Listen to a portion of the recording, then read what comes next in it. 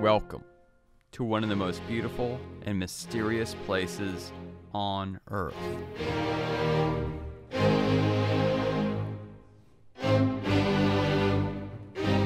When you're born in the circus, it's something that will always stay with you permanently. Something that you were born with, that you'll stay with, and that's something like I want to pass on to my children. You know, that's something that will always be there, always, always. Welcome to a world where your coworker weighs 500 pounds, has razor-sharp claws, and a bad attitude.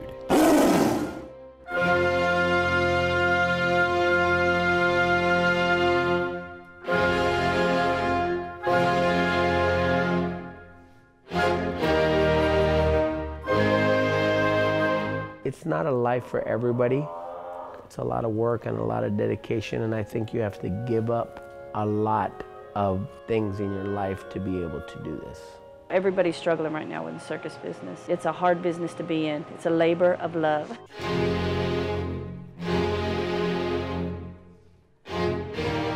Welcome to a universe composed of a constellation of traveling cities moving every day to a new town. 9 months out of the year, we go from March to November every day. On Easter, we have one show, so that's a little bit of a break.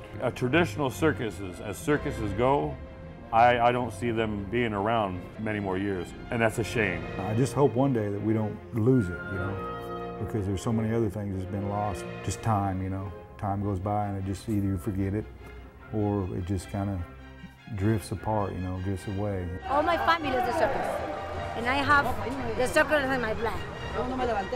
This is my life. I can think my life is not the circus.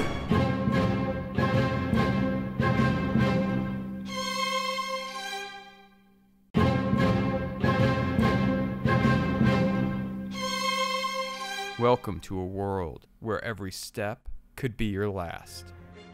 One day I fell and I dislocated my ankles and my knees, both of them. And I couldn't walk for 3 months. People die, people get married, people have kids, and you're involved in every aspect of their lives. So it is like a family. Welcome to a society and culture isolated from the outside world. There's a kind of magic to the circus. We come to your town, we put the thing up, we entertain you, we tear it down, and we're gone.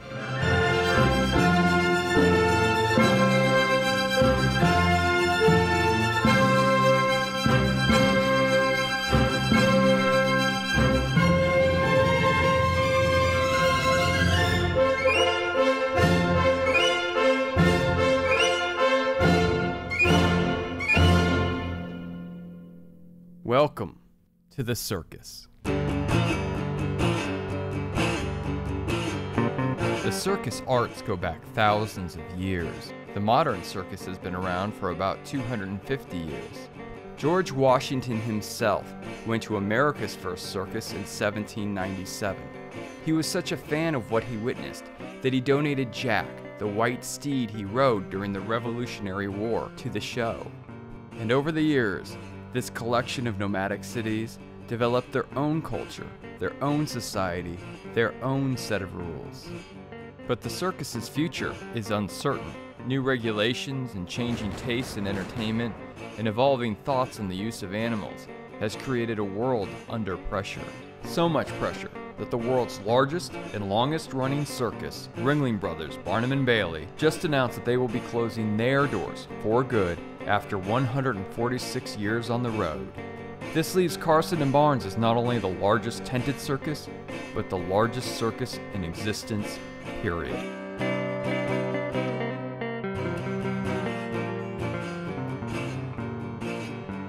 The circus is more than a set of skills. It is a society, and it would be a tragedy if this society was ever lost. My name is Seth Camillo. I was 4 years old when my family started traveling with Carson & Barnes, the world's largest tented circus. This film was started over a decade and a half ago. The year is 1979. Rod Stewart is turning out hits, Sylvester Stallone is pummeling the box office competition, and Jimmy Carter is about to leave the White House and the Reagans are about to move in. My father, Victor, was a young professor of mathematics at the University of Iowa. My mother, Barbara, was a painter.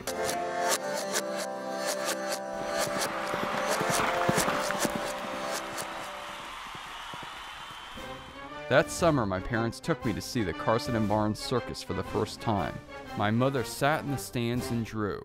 And at the end of the show, when the crowd was filing past the ringmaster, Phil Chandler, she raised her sketchbook and showed him a drawing.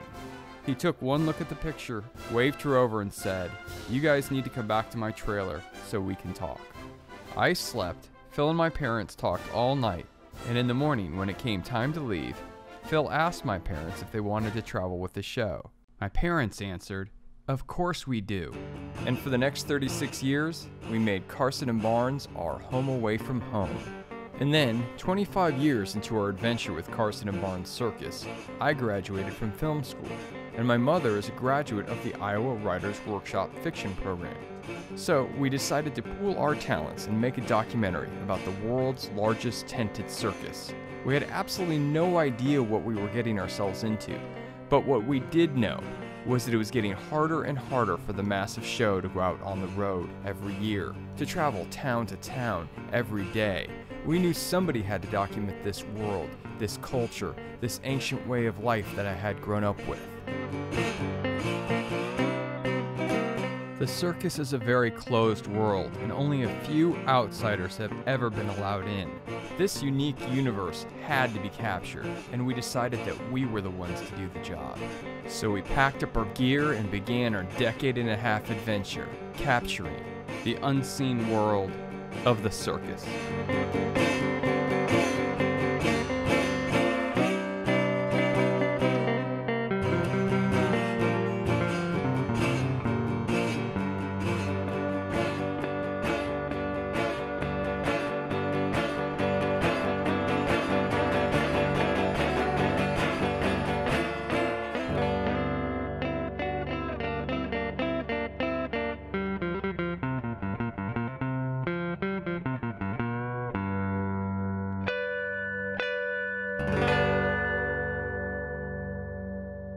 So what do you think about all this?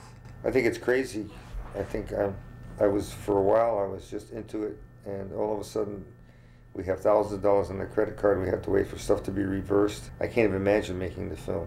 It seems impossible because the work is so hard. It's one of these things where you're flying a fighter airplane. You don't know what's going to happen when you get over the target, or even if you're going to get over the target. So that's the story. I'm freezing right now. I'm sitting in our van. We're leaving tomorrow for the circus. We're going to live in this van for 6 or 8 weeks. And there's no heat, there's no water, there's no plumbing. We've maxed out 2 of our credit cards buying equipment. And this may be the happiest time of my life. Certainly it's up there with the happiest times of my life. I'm going with my son, Seth, who's behind the camera right now, and we are being adventurers. We are doing the kind of stuff I dreamed of when I was a kid. We're making a documentary about people who've been my friends for 23 years in the circus, and Seth grew up on the circus, and now we're going back. He's a grown man, And I'm not a young woman anymore, but we are going to have the best time of our life. And here's the Zoom right here. Okay. Yeah. Except I can't see you. Oh, now I see you. Okay. No, I'm over here. You're over here. Okay, right. Seth, talk to me. We've ordered 5 cameras, returned 3. The dog just bit me and I'm bleeding. I'm excited, I'm also scared. And it'll be an adventure no matter what happens. So. Oh my God, I forgot to focus it. Can I focus it now? Am I out of focus?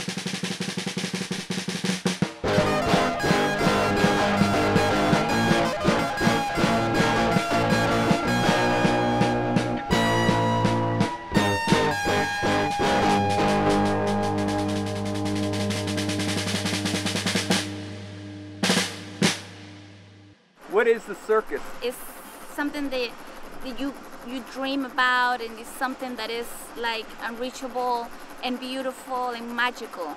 That's what I think that the word circus means.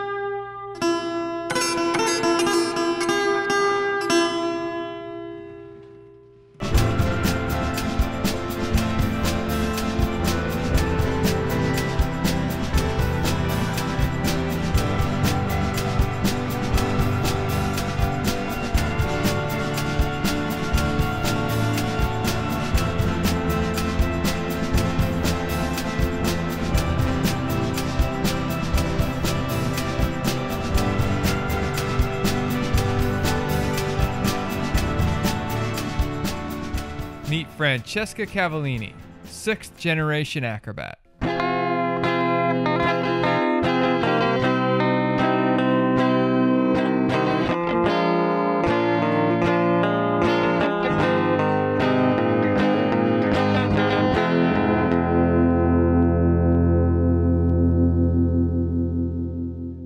I'm Francesca Cavallini, and I fly in the trapeze.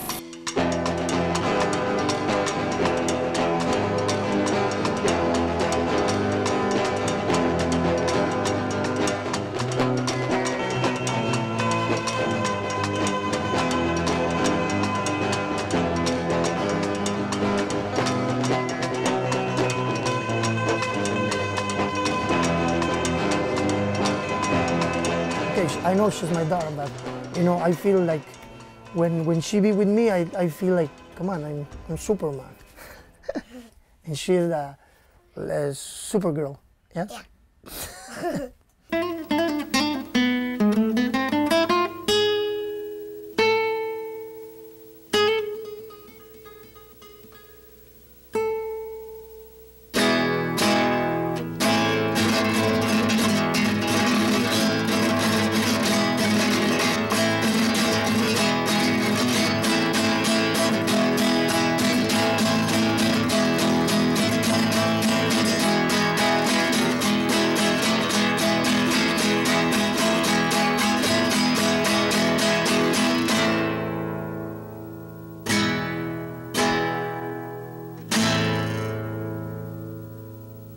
My family is the 5th generation from the circus. My grandfather teach to my father teach to me, and I try to teach to my dad.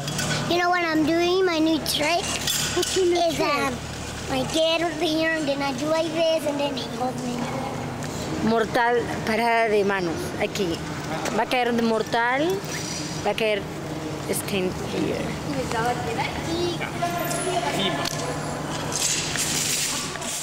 You know, what more I love in my life is the circus. And, you know, I want to teach to my dad make flying trapeze, you know. I look the future when my dad make the same triple somersaults.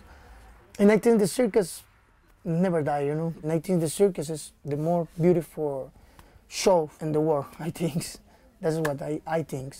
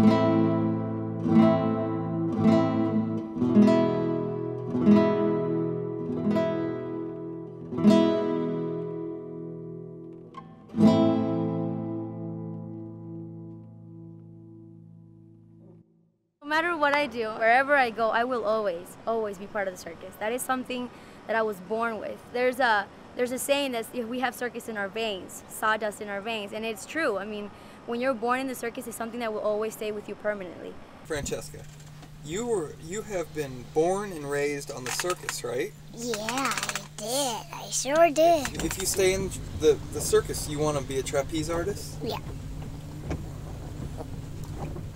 So what do you think other little kids think when they see you on the trapeze? The little kids who live in town. I think they want to do it too. I think in the circus we're closer.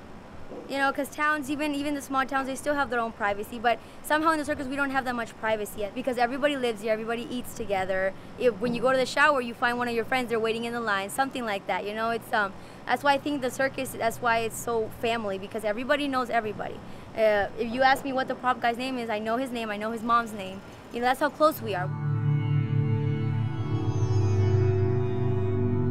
Like, we're a family, right? So everybody has something that makes the circus so magical, you know, if it's the lighting, if it's the performers, if it's the prop guys who are moving everything, because everybody has a little piece. So I think everybody, all of us together is what make the circus the circus, what makes it so grand, what makes it so big, what makes everybody want to come and see, you know. I think everybody has to do with it.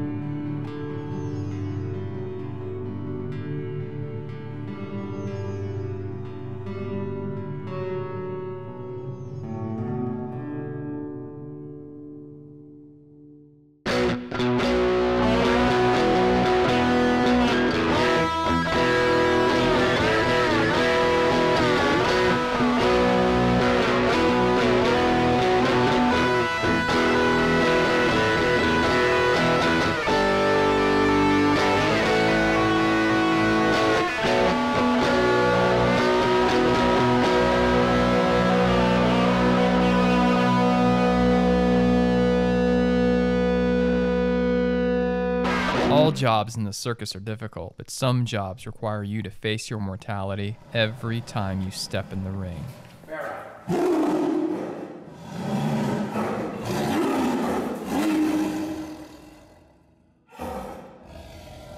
Good girl.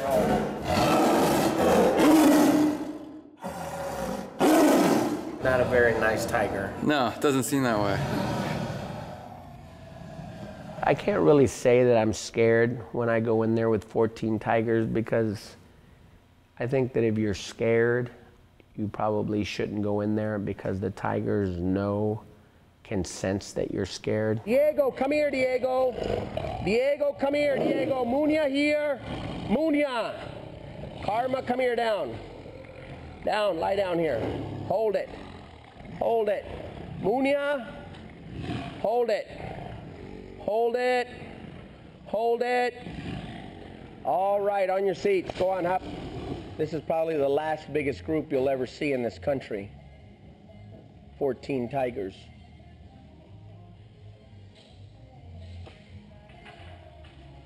I wish there was a way you could stick the lens. Yeah, I know, But I'm scared they'll grab you. Yeah. You know? So am I. Hop. Hold it.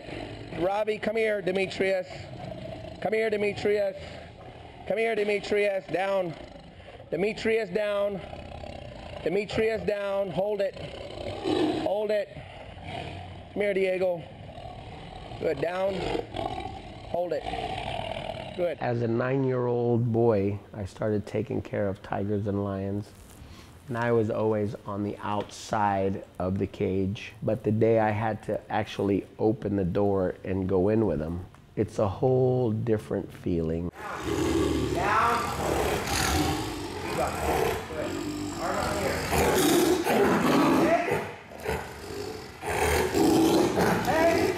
The first time I was injured, I think I was about 30 years old, 32 years old. I was in the cage training some tigers, and he was a young animal.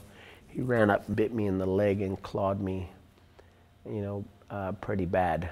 This is a hook, and it hooks in you, and you can't get away from it. It just rips, it just rips the skin.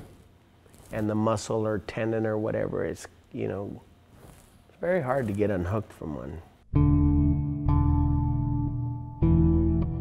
After you get hurt the first time seriously, when you open the door to go in there, the first time it happened to me, I had a feeling of being scared. And I opened the door to go back in, and for a second, my mind told me, "Are you sure you want to do this?" When I never ever hesitated before. And then once I went back in, once I got inside, I felt basically, I guess the best way to explain it to you would be like, I felt like Superman. I had overpowered my fear, and then I felt, now when I go in there, I know the danger. I know the danger of what it is, but now I feel like nothing can hurt me. And since I feel that way, I think that the tiger senses that, so they have more respect for me.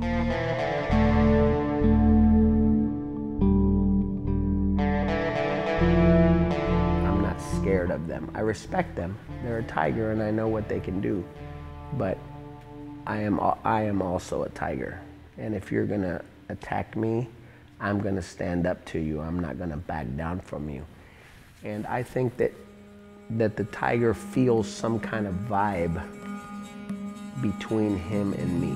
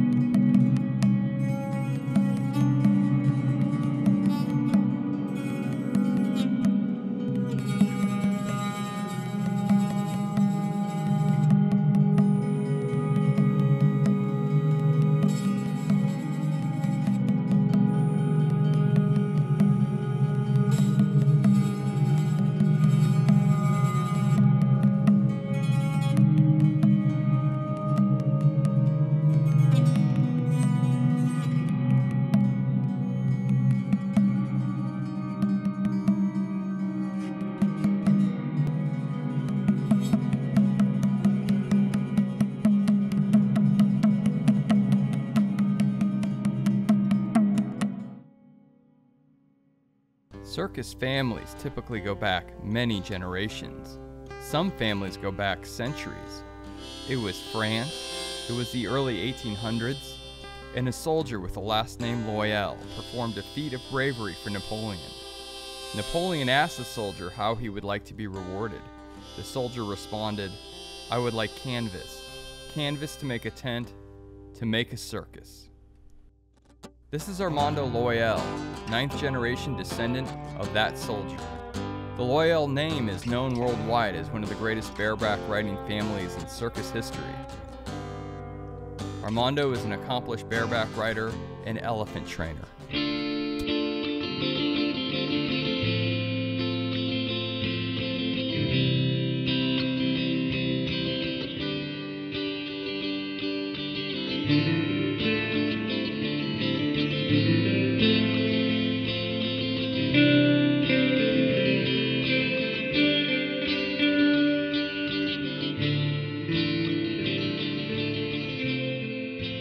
What does it mean to be 9th generation circus? Puts pride into you. It's what I like to do anyway. So it's kind of like I'm doing something that I have to, but I'm doing something I like at the same time. And it's kind of funny to hear those, well, as you're talking about this, just the lions. Oh yeah, in the roaring, background. Sort of like, hey, we're at the circus. This is where we are. We're at the circus.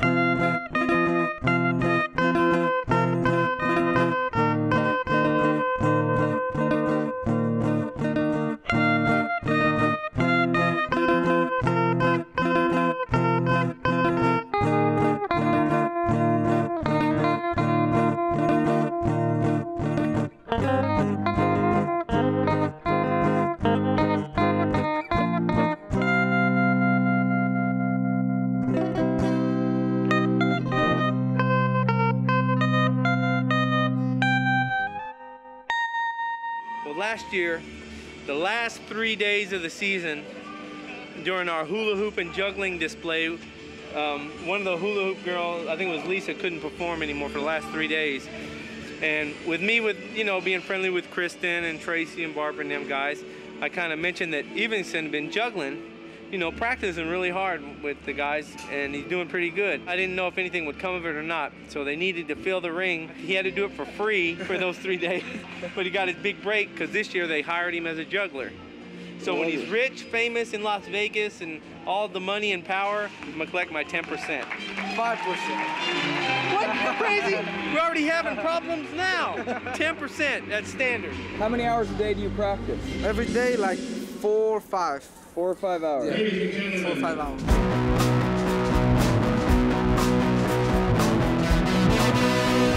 This one is my mom, my nice mom.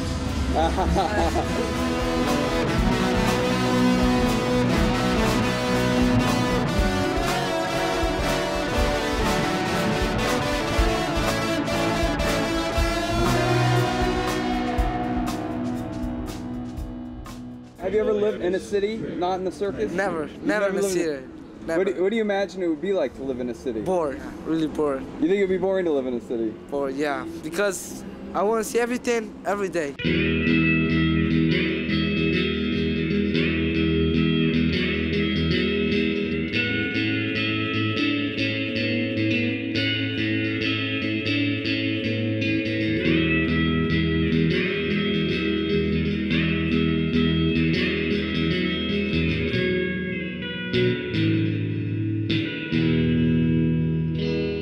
7 years later, and Armando has moved up to the position of head elephant man with Kelly Miller Brothers Circus.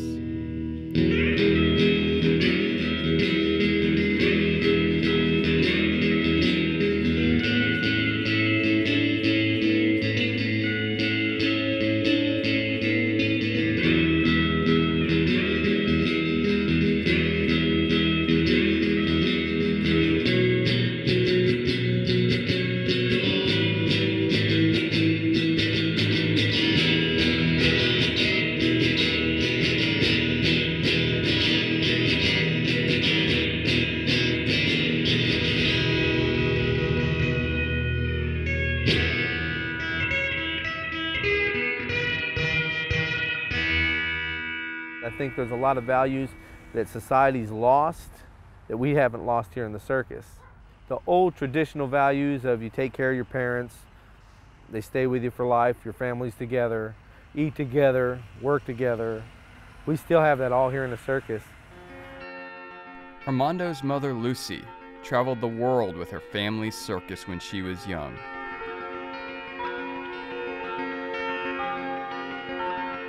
I was in Cuba in 1958 when the revolution broke out. Castor was a friend of the families, of our family, and there was another circus in Cuba at the same time, and it was called Circus Santa Ortega's. And the guerrillas, I guess, came out of the mountains or when, you know, the revolution, and they were throwing bottle bombs. I remember all of that. And they burnt down Santa Ortega's circus, and Castro gave the order not to touch our circus. But I remember the family getting together, and they had another tent in the States. And they sent for the other tent and gave it to Circus Santa Ortega's at the time. This is my dad here. Okay. This is my grandfather. Oh, I see. I learned to ride on this horse here, Cincinnati. Yay. This is our circus in Cuba, when we had our circus in Cuba. That's my dad right there. I remember when we were in Havana, and we used to stay in the Hotel Bronze, it was called. It was just down from the bus station. I remember they were throwing those Coca-Cola bottles, but they're like bombs, throwing them in the windows, and you know, explosions and stuff. And my grandmother got all the kids, put us all under the beds, and wasn't too long after that we left Cuba. We came back to the States. For years, circuses have struggled to compete against movies, television, and video games, and society's changing tastes. It's been a very difficult road, and many circuses have gone out of business. But despite the fact that it gets harder and harder to make a living on the circus, those that can always return. And they hope to pass on their legacy to their children and their children's children. Well, the circuses, yeah, they're having a hard time. This one's having a lot harder time. When I first went to work here, it was unusual not to have a good crowd. And now, to have a real good crowd is not common like it used to be. People just don't go to the circus the way they used to. They just don't. I think it's a shame. You know, you hear on TV all the time, you know, family entertainment. What do you want to do with your family? What are you going to do with your family? I can't think of a better place to take your kid to the circus. What's better? I would love to think that we can continue to do this. We will give it our best shot, I know that, but I honestly can't tell you, you know, what it holds. I just hope one day that we don't lose it, you know, because there's so many other things that's been lost from just time, you know. Time goes by and it just either you forget it or it just kind of drifts apart, you know, drifts away.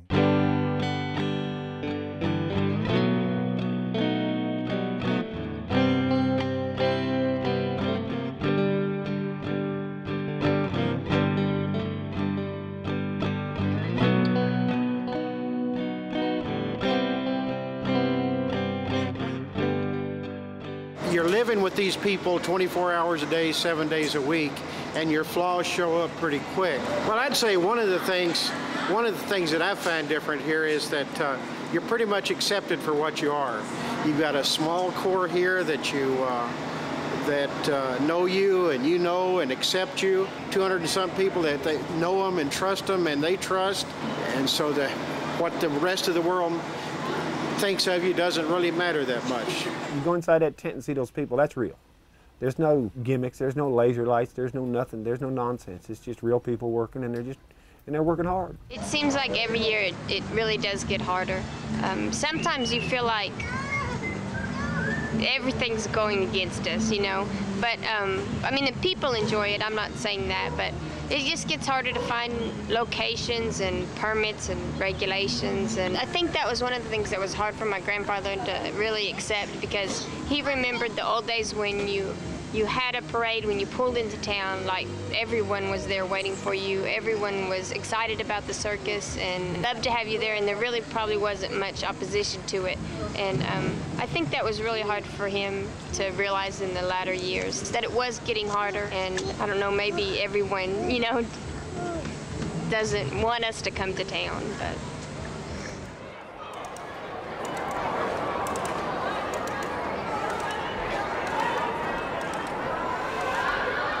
stunning senoritas and suave senores. In a circus salute to sunny Spain. Viva España!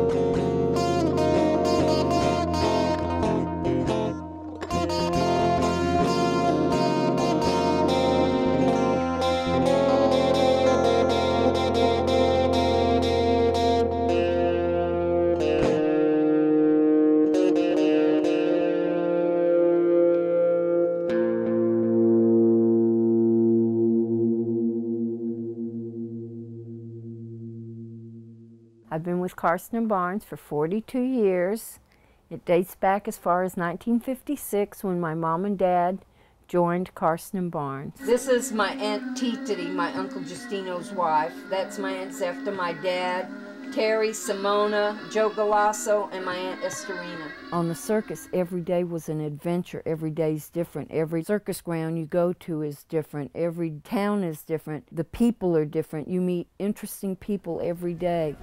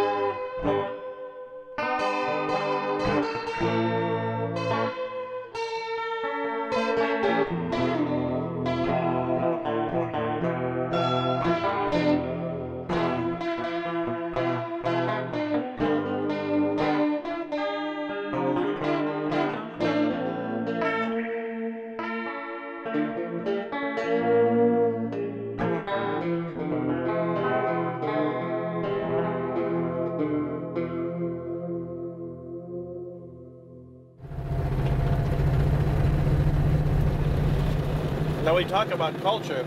To see a good trapeze performer like Adam Nielsen, it's like ballet in the air. His moves are so graceful, and he really makes you feel that he can fly. They're just doing the impossible, and they're in their element up there. It's natural for him to be in the air. It's a terribly overworked word, but there is a very special magic to the circus. There's just no question about it. There is a magic to the circus. We become addicted to it. It's one of those things, no matter how tired you may be and how rough the day has been, and maybe it was a long drive coming in or whatever, the weather's lousy, but you go out there and you see families together, and you look at their expressions. After I make that opening announcement, the old children of all ages thing, and the clowns and the showgirls rush into the rings, and I look out and I can see a child that's 8 years old, an adult who's maybe 35, and an adult who's 65, and all three faces are lit up. They have that big smile on their faces, and the magic has touched them.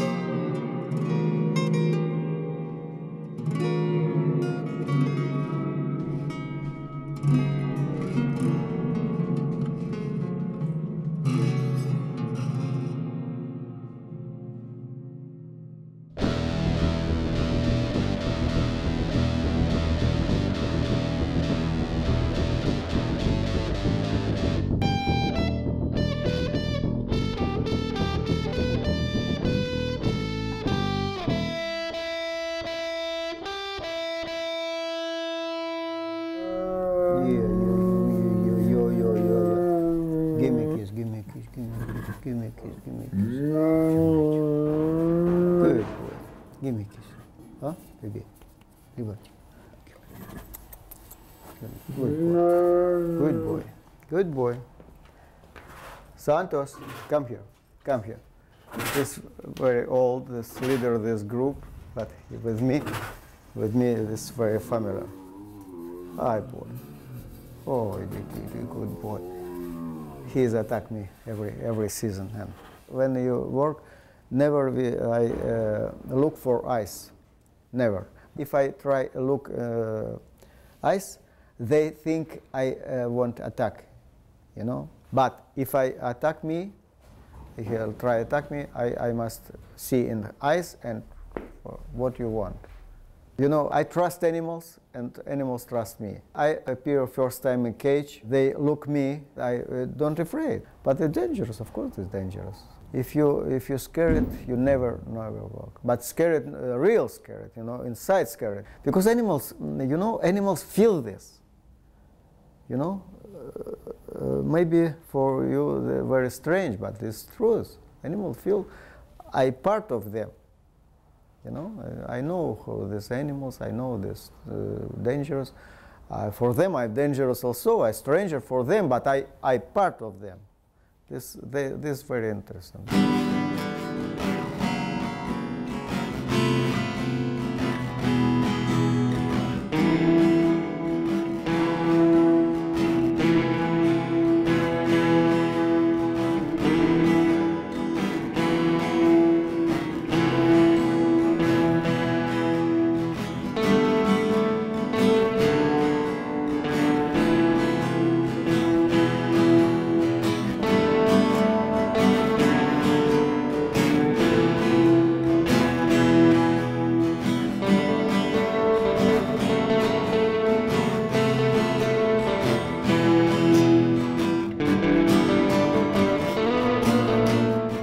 Circus demands of your body.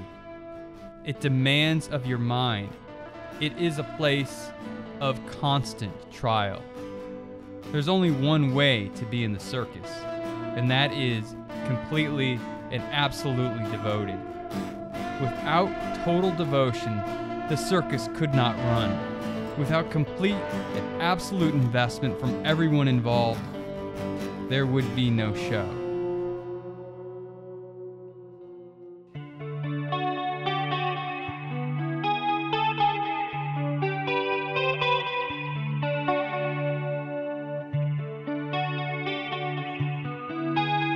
Meet Josie Loyal, Armando's sister and Lucy's daughter.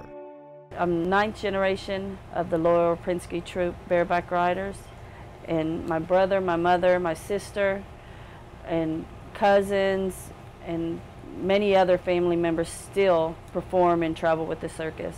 It's still in our blood, so we're still working at it.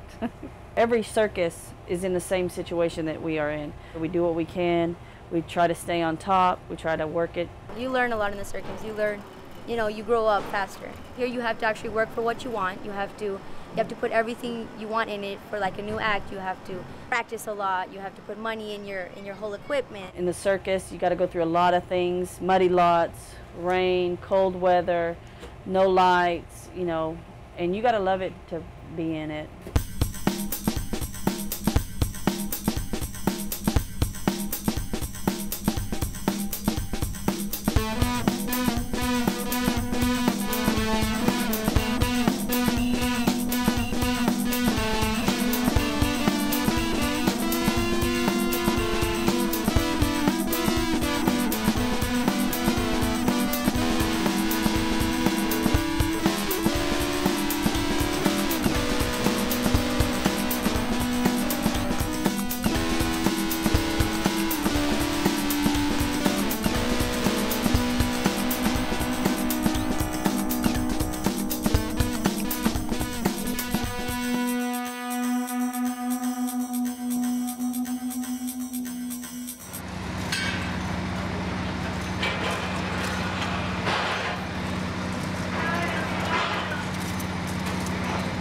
My day ends probably about 11 o'clock at night, every night, after I get all the kids bathed, showers and fed and pajamas on and in bed. When they go to sleep, then I finally get to lay down and go to sleep. And then I get up at 5 again. How many days a year do you do that? We do it, it's 9 months out of the year. We go from March to November every day. It's an everyday ordeal. Do you get any days off, Easter, anything? No, no days off. We do get, you know, on Easter we have one show, so that's a little bit of a break. But other than that, we don't get any days off. Unless, you know, Mother Nature has other plans. Other than that, we perform and show every day.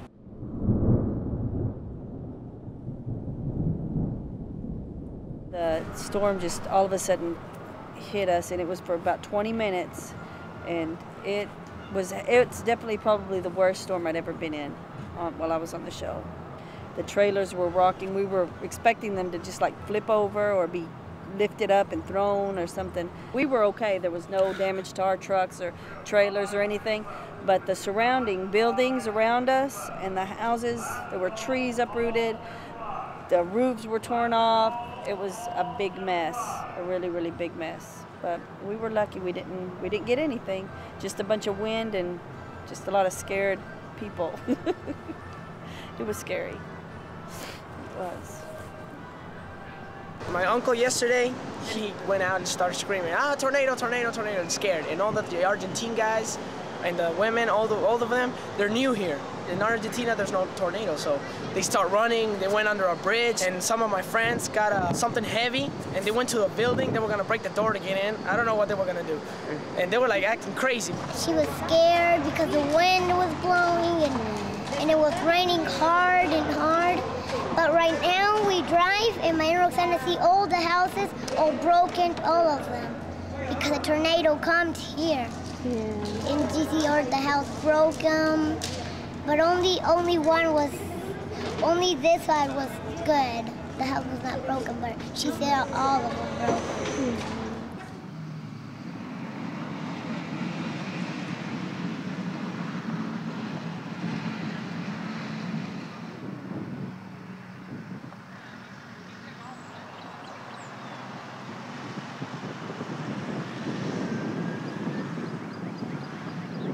In our town, I believe everybody, a lot of injured, but nobody killed in Carl Junction. A couple miles west of us, there was a little town called Smithfield, and there was 2 people killed there. But as far as I know, nobody was killed in Carl Junction. And so we went down inside, and it just sounded like a freight train coming through, and we didn't know, you know, whether it was hitting us or not. But it really, actually, about a half mile from the house is where the damage started. Mm-hmm. And it just followed right on up our road out here, Ivy Road, and just kept going.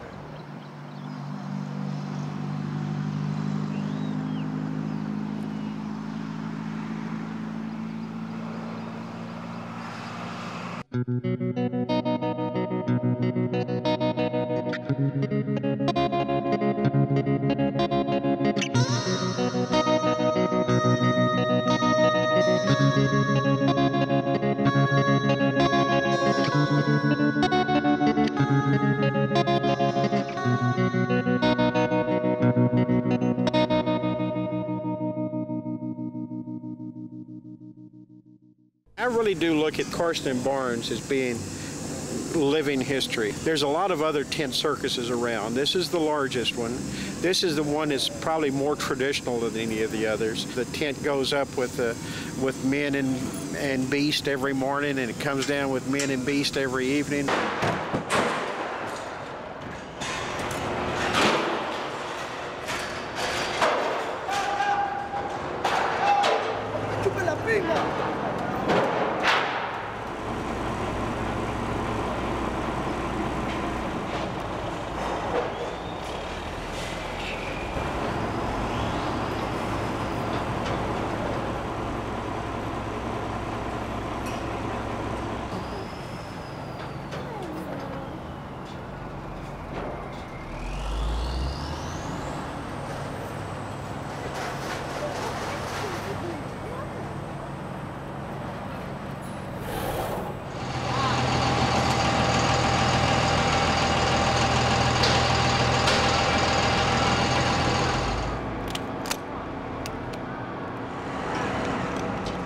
Okay, here goes.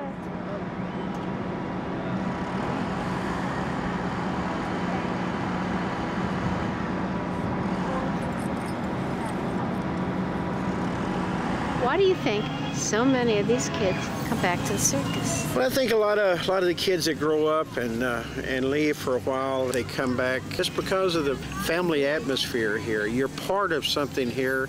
If you go to work at Campbell's Soup or somewhere, you're just there. You're punching the clock in, you're punching the clock out. You never punch out here. The circus is hard work. No matter how modern, how different, how changed it gets, it's still a lot of labor. The basics are all the same, never change. You know, we got a little more modern. Yeah, everybody's got a cell phone, like I said, Dish Network or DirecTV. Everybody's got Wi-Fi internet or the airtime card for their laptop, but we still drive stakes with a sledgehammer. We still scoop up elephant poop and horse poop with shovels. So there's a little bit modern on one side and a little bit old school on the other.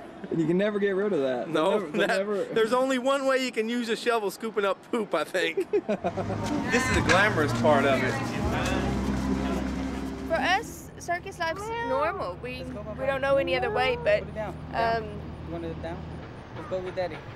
I think most people think it's a crazy life we choose to lead. I was raised on the circus. My mother was raised on the circus. I've always considered myself very fortunate, and I think the circus is a great place because you are with your family all of the time. How's the weather, Barbara? Is it It's going to be okay. It's all went south of us, so. Again. We always say the good Lord's a circus fan. I've seen women give birth on a 2-day stand and be back out on the show in a couple of days. I didn't do that, but I've seen women do it. My cousin Jennifer was born in South Dakota, I believe, and she was born in the hospital where we were at that day. I guess you just deal with the situation you're given. What about you? What are your dreams? My dreams are that the circus continues and that I'll be a part of that, and that my kids will also be a part of that. Do I think there'll be a circus for my children when they get older? I don't know. It's really hard to say because it seems like we're struggling right now just to get by, you know, with the, like I said, like an economic situation with all the new rules and regulations, you know, it's hard. Hopefully the circus will be there for my kids. I hope so. Our world that is the circus, I think it's still going to go on. I mean, it's harder to make a living at it, but we're still doing it. And hopefully it'll still be along generations to come, and I think it will. And just the atmosphere that we have among circus people, the life we have, the family, the cohesion is something that kind of makes it worthwhile to even to try to make sure it keeps going.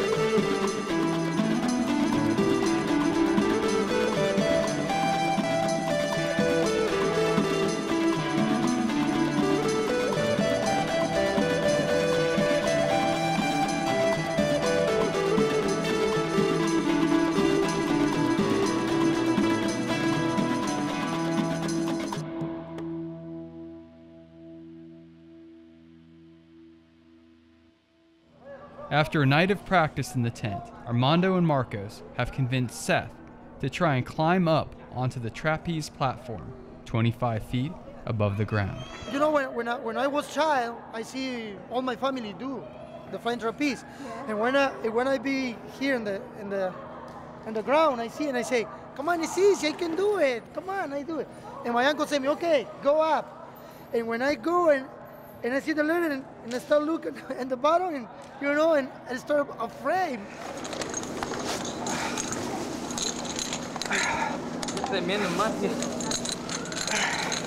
I can't do it. I'm too scared. No? No, I'm too scared. Hey, Mom. Come on, Sam, you can do it, man. Let's not, Bonnie. I just can't do it. I'm in the net. Adam Nielsen's right there. He's ready to take me up. I just can't take it. I can't do it. Wait, what is it? Let's go. No. Believe me, I do the same when I do first time. It's scary. Yes.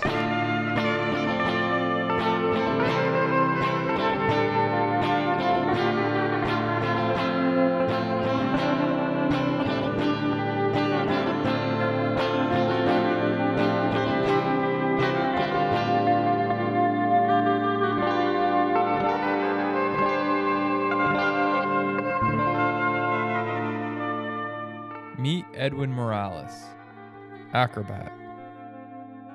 The circus is my life. It's everything I know. This is what I learned. This is my dad teach me and train me for. I'm Pedro. I'm from Colombia, and I have almost 30 years circus perform. Really, I'm very lucky because traveling in beautiful places already, Asia, Germany, Europe. I have seen many places already, and I'm really happy, man. Really, really happy.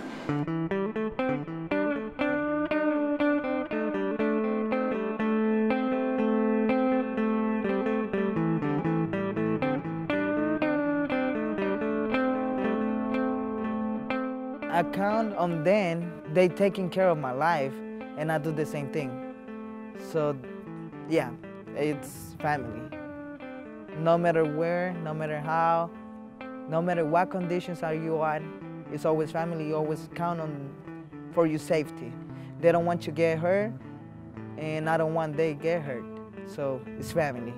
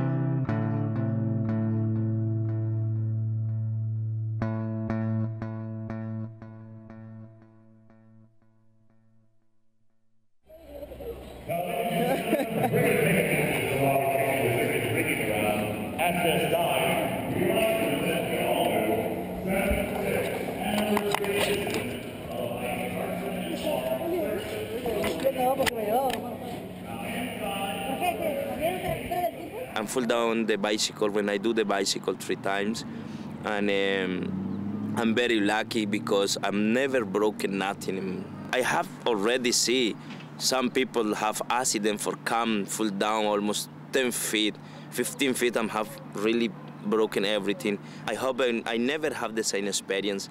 And we working with not net, but we know enough concentrate with when we do the performer.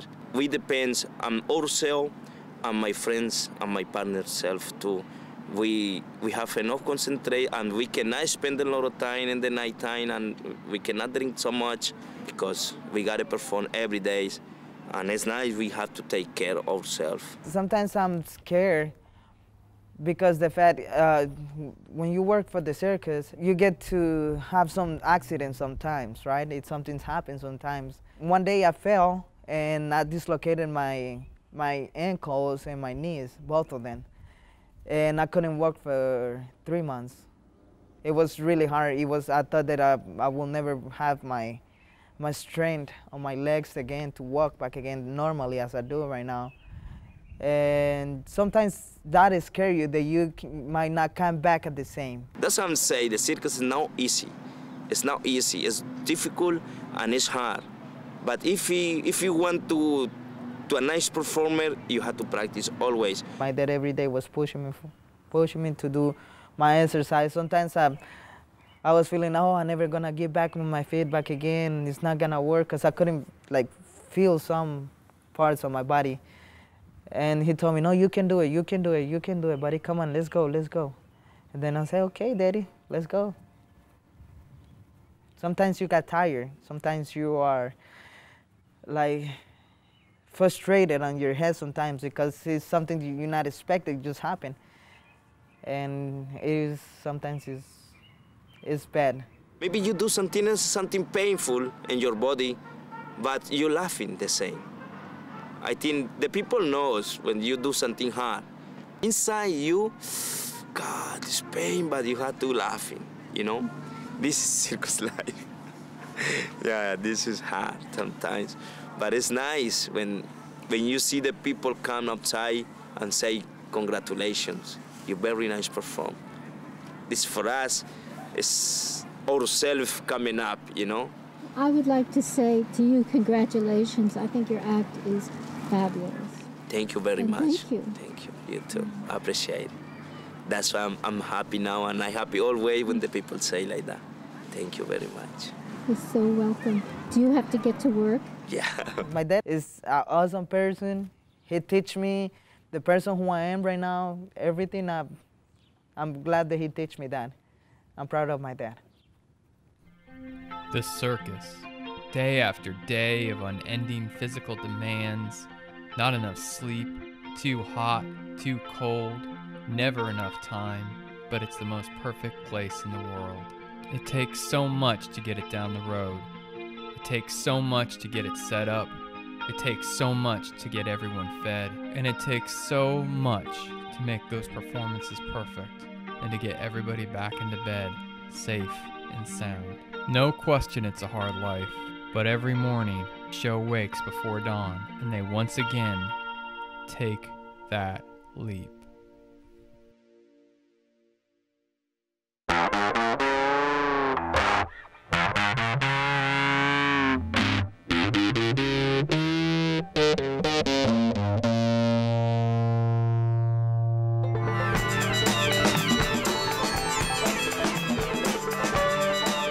A few days passed, and then Armando gave me the chance to redeem myself. After the trapeze fiasco, he offered to take me up to the top of the tent.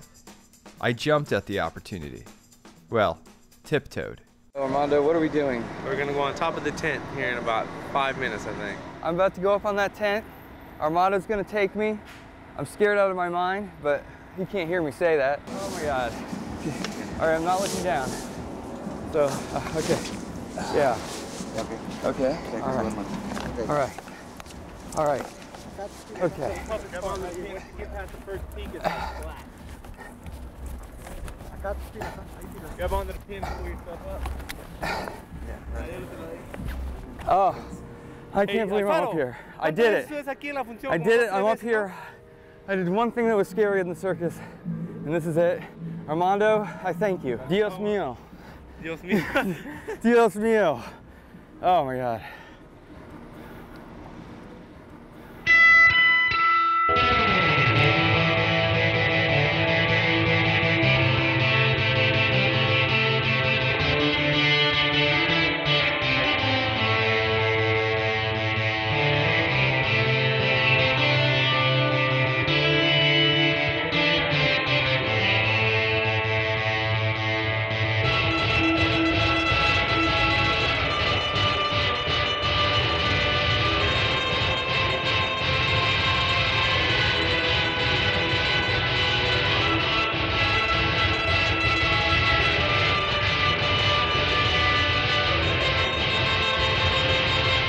It takes years and years of practice to master the circus arts. But despite the danger, everybody's got to do something for the first time.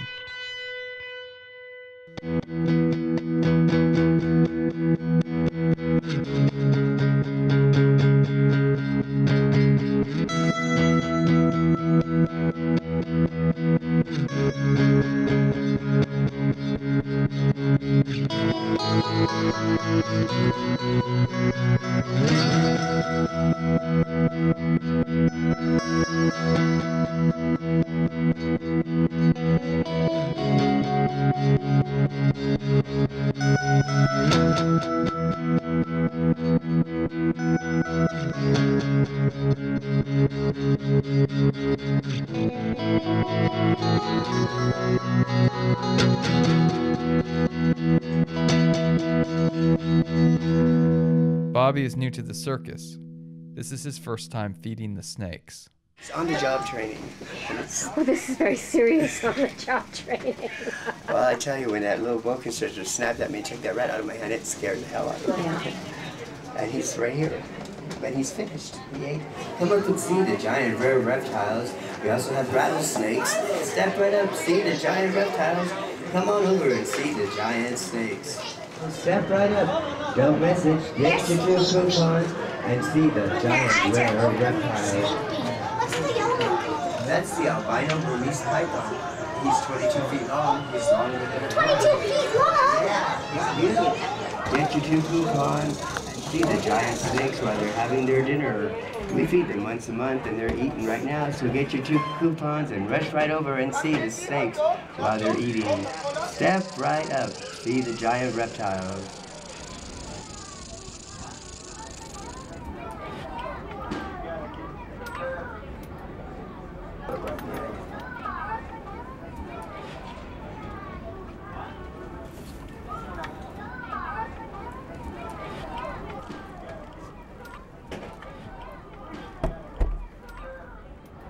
Hey, Rexy.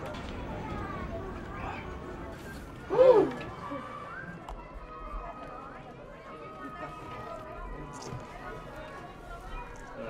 It's getting that head straightened out. They like the head first. Yeah. Good grief. Yeah.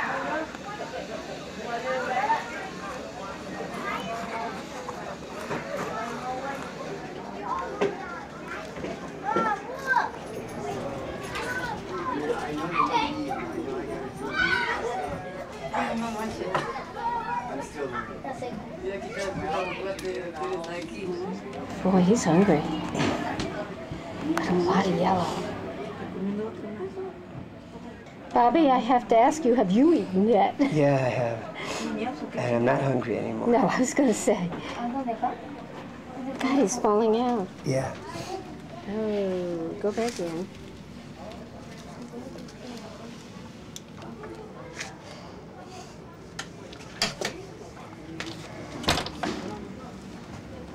Oh, don't come out. Not the right direction. Oh, it's okay. Okay, I think we should move back.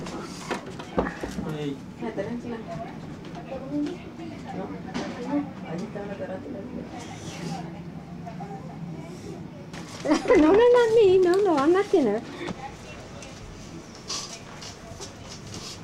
Don't do that.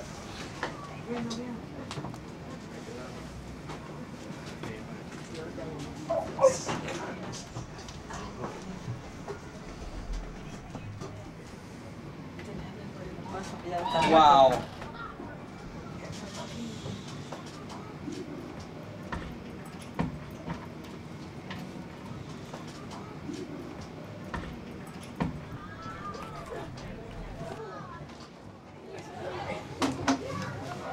Thank you very much. Good job, Bobby.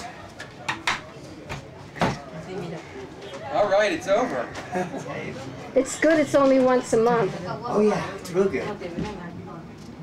No, he didn't like snakes. I can vouch for that. From that first day. Yeah. Oh my gosh, things have changed, Bobby. Yes, they have changed very much. And I'm sure by the end of the season I'll probably be up breeding snakes. How are the eggs coming? They're in there. They're still keeping at 80 to 90 degrees. We've got about 44 more days. Oh my gosh. Okay. See you all later. Bye-bye. Goodbye. When I told my mom, Mom, I'm working with snakes, she says, Bobby, you don't like snakes. I said, I do now. She says, no, you don't. I said, I do.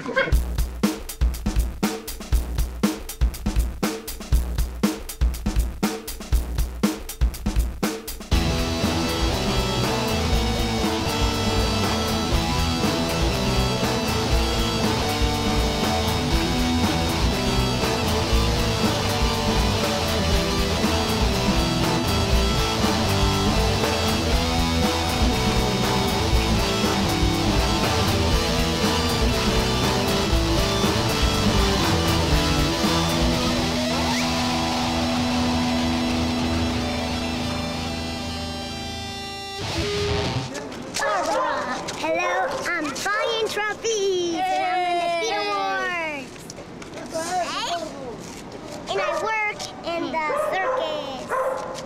As a child growing up on the circus, it was like an adventure every day because every day it was a different town, a new circus grounds, and I would go exploring. I remember when you guys used to come in the summers and we'd all play and then you'd draw us and all that. I used to love that. We just had a real good time. We'd make friends with the local kids, and sometimes we'd be invited to their house, and they had houses that didn't have wheels on them, and we had houses that had wheels.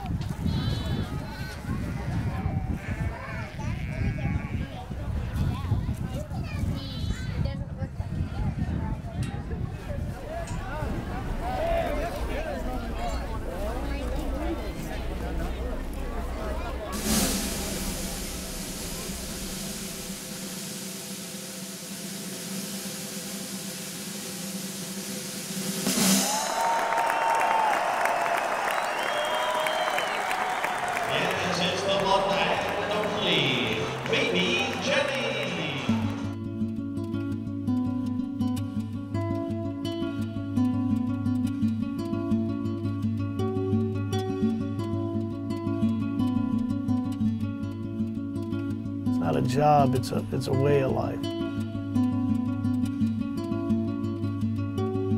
You have to be devoted to the animals 24 hours a day. I mean, you have to, all their needs, you have to be there for that. I mean, if it's 3 o'clock in the morning and it's storming outside, you need to go out and assess the situation and do what you have to do to make the animals comfortable. As long as kids are in love with animals and elephants, there'll always be a circus.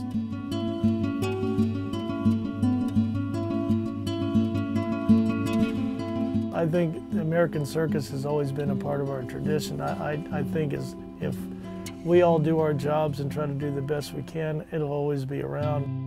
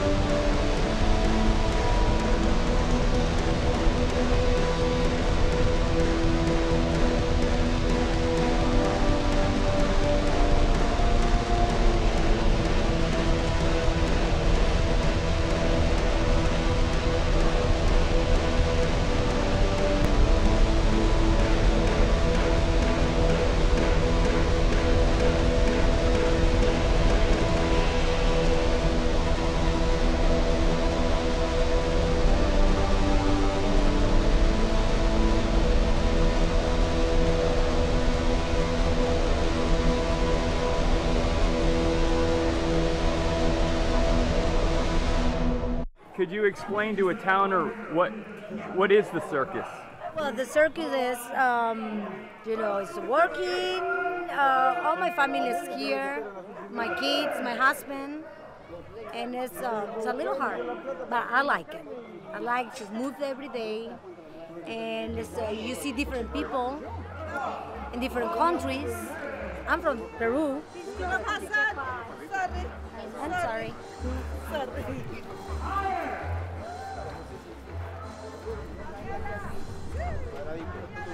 There's something about circus life that absolutely just catches you and grabs you. You guys are here back after time and time again. Why? It's the same thing that draws you to it, that draws me to it. My parents always, they always stressed like education and that there was another life out there and there were other things to do and we should think about it, and maybe this wasn't, you know, our future, maybe it wasn't what we wanted to do. It didn't matter to them. And honestly, when I was in college, I loved college. I loved making new friends, the whole experience, but I never truly imagined being anywhere else. I mean, this is where I always wanted to come back. This was home. My name is Barbara Miller-Bird, and I'm one of the owners of Carson and Martin Circus. It gets harder and harder every year to make a living at it. If you stop to think about it, it's not a circus, it's a catering business, it's an entertainment business, it's a trucking business, it's a mechanical repair, it's a myriad of businesses put together to form this circus. The enormity of it sometimes is staggering. Our life is very hectic. It's if you don't feel like getting up and going to work, you can imagine when you have to get up and take this whole circus to the next town and set it up and perform. There's no ifs, ands, or buts. You get up and you do it. We don't have any 6 days in the circus world. It's not something you can just sort of enjoy and manage to survive in. It has to be, your whole being has to be involved in it because it's a 24-hour-a-day job, 7 days a week, and every day of the year.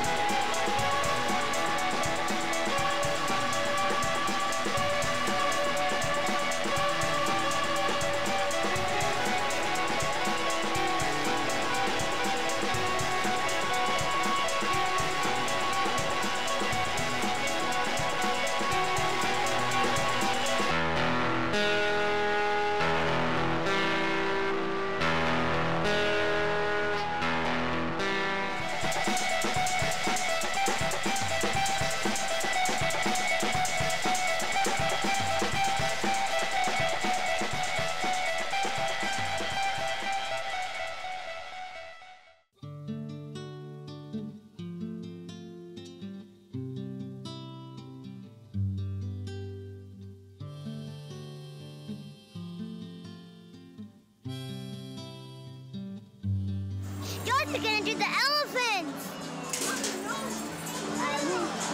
Today! I haven't rode elephants in over 10 years, and I'm just filling in for Jenny Frisco, but it's really fun. I enjoy it. You nervous? Are you scared?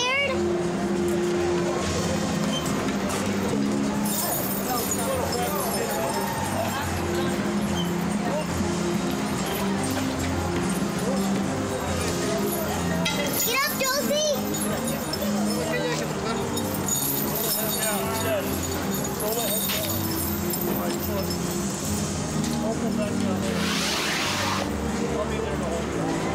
Oh my gosh, she's gonna do the elephant! Oh, it's so exciting! I was real nervous. I was a lot nervous. But now I'm okay. Now, you know, like Joe, he's a good elephant trainer and he watches out for me, so I'm not nervous anymore because he's a good elephant trainer and I trust him, and that's how it is. That's how it has to be, and I trust the elephants. So, well, yeah, to a point. No, I'm just kidding.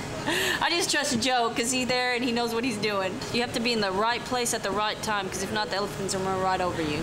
You have to get out of their way because they're, you know, used to doing a routine. They do it and they try to do it the same way, and if you're in their way, I mean, accidents can happen. So I try to stay where I need to be and keep out of their way. Growing up in the circus business is totally different. Everybody's related. Even if you're really not blood related, everybody's related. Everybody watches out for you. And it's like a little family, you know, like a little town. The circus is like a little town of 250 people. You have to get along, you have to work together. If you don't work together, then it's not gonna work.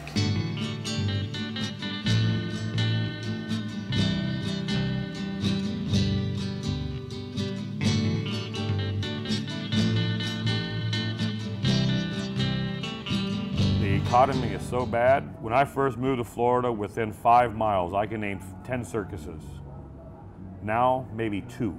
Traditional circuses, as circuses go, I don't see them being around many more years, and that's a shame. Ladies and gentlemen, boys and girls, he's going to try one more time. The real true master at the trampoline, the one, the only, the super high-flying Alex! I'm third generation for circus. Could you ever imagine doing anything else? No. What is the soul of the circus? For me, I think it's to see all the kids and people having fun, especially in these times. Everybody have a lot of problems, a lot of money problems and all kind of stuff. So you come to the show and you kind of forget for 2 hours about that. I think it's the soul for the circus. Where else can you have a job that pays you to travel around the country and enjoy the hell out of it? Yeah, I love this. I love this business. Every aspect about this business I love.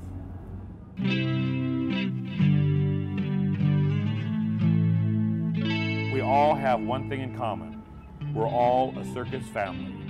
It's all about going out there, exhibiting your art form, and showing it to people that would never get to see this in normal life.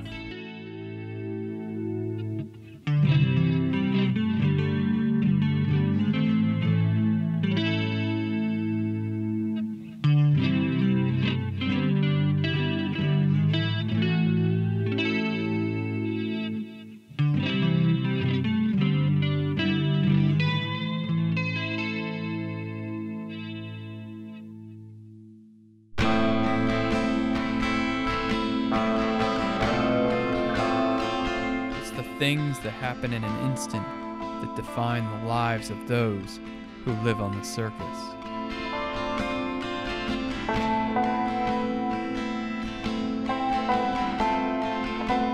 Okay, for the triple somersault, everything needs to be perfect for you make this somersault because it's very difficult for the catch because he come very high, you know, and little bit, if he is a little bit more high or he is a little bit more down, it's very difficult for catch.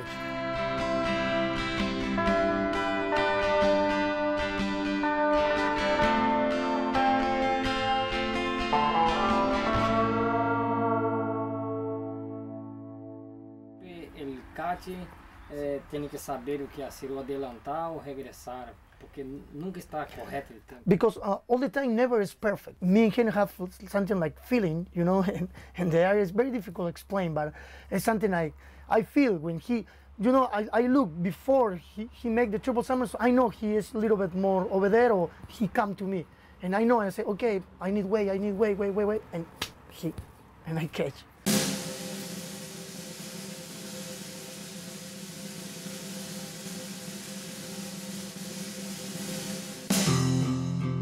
On May 1st, 2011, Adam Nielsen fell while attempting the triple somersault. He spent the next 6 months in the hospital, and he was told he would never walk again. Eu há 1 ano e 3 meses atrás, eu tive acidente de trapézio, escapei. It was a horrible sight. When he hit, I really don't like talking about it because it's just something horrible to say. But it sounded like a piece of meat hitting the ground. Eu escapei da mão dele, caí no chão em Califórnia, era shopping, mall. He is one of the best performers that I've ever had the privilege of announcing. To see him laying there, out, was very seldom am I ever stumped for something to say. I couldn't say nothing. I tried. Wasn't easy.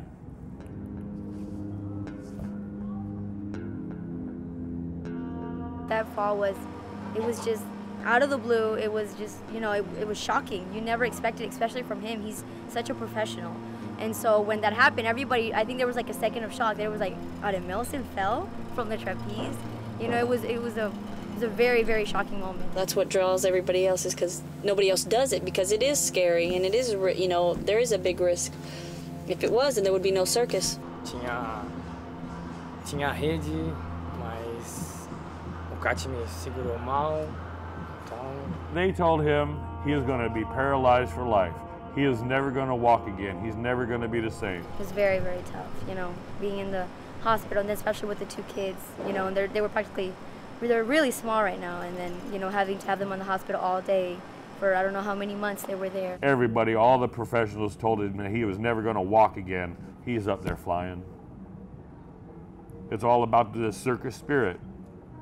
If you're laying in bed and people are telling you all the time, you're going to die, you're going to die, you're going to die, you're going to die, that's going to sink into your head. You're going to die. You got it in your heart that you're not, get up and do something about it. And that's exactly what he's done. And he practices, he works his ass off all day long. Graças a Deus, Deus me abençoe. Novamente estou no mundo de circo, que é coisa que eu amo. Trapézio, minha família é de circo, né? After his fall, you think, you know, he wouldn't go to the how he was before, but no, I think he's way better. Like you see him flying, it's like he's never had an accident, like he's never broken any bones. No, he's perfect. He's talented. For the catechism, today my first time after my accident, 1 in 3 months. Today my first. God bless me. This is footage of Adam Nielsen's first show back since the accident.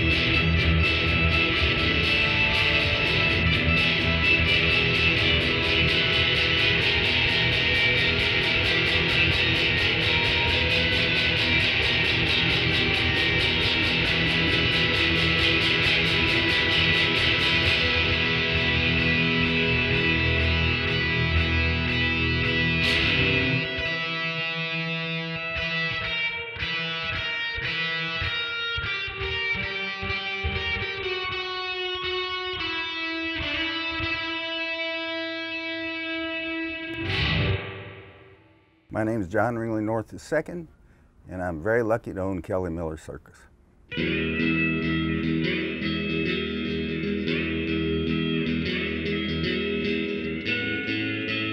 Circus is like a village, and also like a family.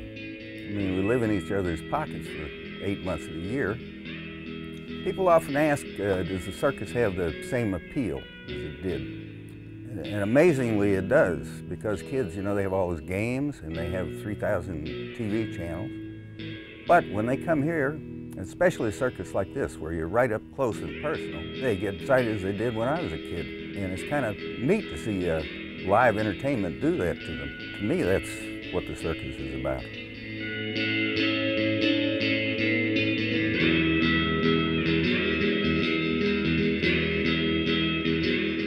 My uncle back in the 50s wrote a song called Someday, Today Will Be the Good Old Days. And I'd say 100 years from now, or 50 years from now, today will be the good old days when they look back.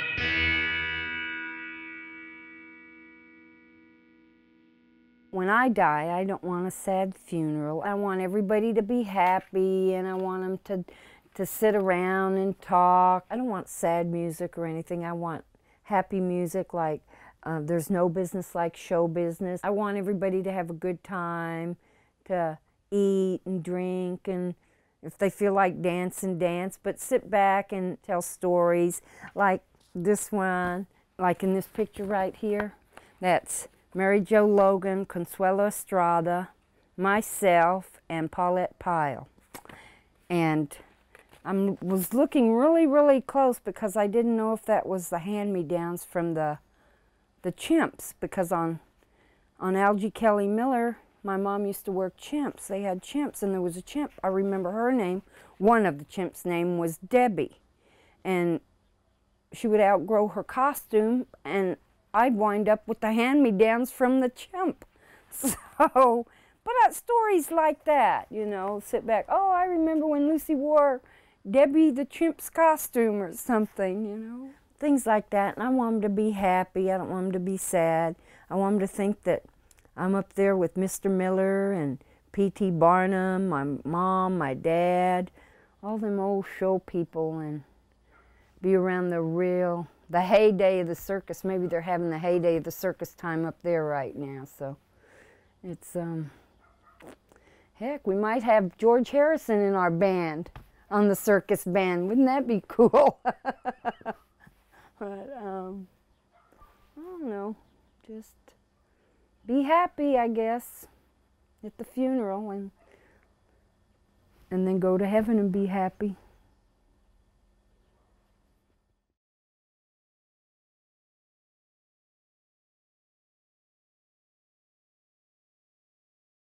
We might not be related through blood, but we're related through being together, working together, watching each other's kids. If somebody's parents pass away, we feel it just as much as they do.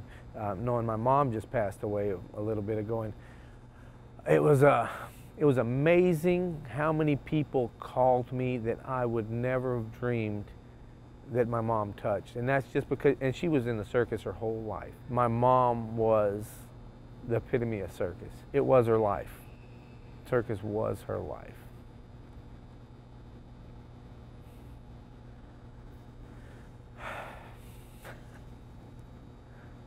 You know, and just knowing what she would have, and everybody that sees me knows, you know what your mom would have said, you know what your mom would have done. So that's what I did, and that's what I kept doing. Just with it for it, and let's keep going, make sure the show gets going, everybody's in their places, and deal with it as it goes.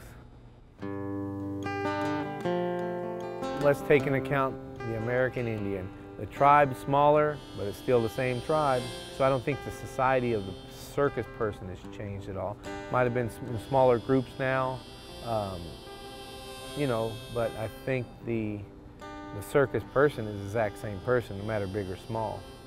I've found what I want to do, and it's made me very, very happy. I might not be rich, but I'm making a living, taking care of my family, doing exactly what I love to do. What's that? That's the American dream right there.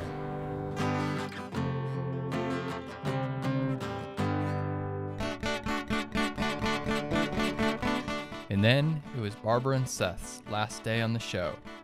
And in honor of their departure, the Carson and Barnes Clowns made Barbara a member of their troupe and allowed her to say farewell, circus style.